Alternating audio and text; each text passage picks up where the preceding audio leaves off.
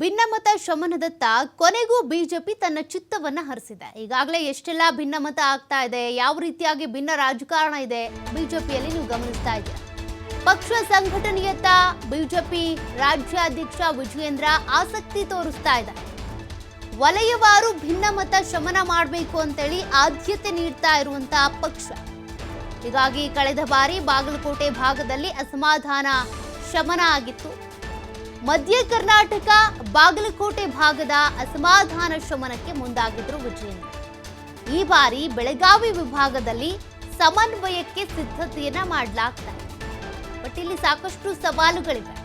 ರಮೇಶ್ ಜಾರಕಿಹೊಳಿ ಹೊರತುಪಡಿಸಿ ಉಳಿದವರನ್ನ ವಿಶ್ವಾಸಕ್ಕೆ ತೆಗೆದುಕೊಳ್ಬೇಕು ಅನ್ನುವಂತಹ ಪ್ರಯತ್ನ. ಆಗಸ್ಟ್ 2ನೇ ತಾರೀಕು ಬೆಳಗಾವಿ ವಿಭಾಗದ ಸಭೆ ನಡೆಸೋದಕ್ಕೆ ಅಂತ ವಿಜಯೇಂದ್ರ ಮುಂದಾಗ್ತಿದ್ದಾರಂತೆ. ಈ ಭಾಗದ ನಾಯಕರ ಜೊತೆ ಮಾತುಕತೆ ನಡೆಸಿ ಸಮನ್ವಯಕ್ಕೆ ಸಿದ್ಧತೆ ನಡೀತಾ ಇದೆ. ಪಕ್ಷದೊಳಗಿನ ಅಸಮಾಧಾನ ಶಮನದ ಹೊಣೆ ಹೊತ್ತಿದ್ದಾರೆ ಪ್ರಹ್ಲಾದ್ ಜೋಶಿ, ಕೇಂದ್ರ ಸಚಿವರು. ಸಂಘದ ಸೂಚನೆ ಮೇರೆಗೆ ಹೊಣೆ ಹೊತ್ತಿರುವಂತಹ ಕೇಂದ್ರ ಸಚಿವ ಜೋಶಿ ಅವರು. ಹೀಗಾಗಿ ಒಂದ್ ಕಡೆ ವಿಜಯೇಂದ್ರ, ಮತ್ತೊಂದು ಕಡೆ ಕೇಂದ್ರ ಸಚಿವ ಪ್ರಹ್ಲಾದ್ ಜೋಶಿ ಇವರ ನೇತೃತ್ವದಲ್ಲಿ ಇವರ ಒಂದಷ್ಟು ಸರ್ಕಸ್ ಇರ್ಬೋದು ಅಥವಾ ರಣತಂತ್ರ ಏನ್ ಕಸರತ್ ಮಾಡ್ತಾರೋ, ಒಟ್ಟಿನಲ್ಲಿ ಬೆಳಗಾವಿ ಭಾಗದಲ್ಲಿ ಅಸಮಾಧಾನವನ್ನ ಶಮನ ಮಾಡಬೇಕು ಅನ್ನುವಂಥ ನಿಟ್ಟಿನಲ್ಲಿ ಪ್ರಯತ್ನ ಮಾಡ್ತಿದ್ದಾರೆ.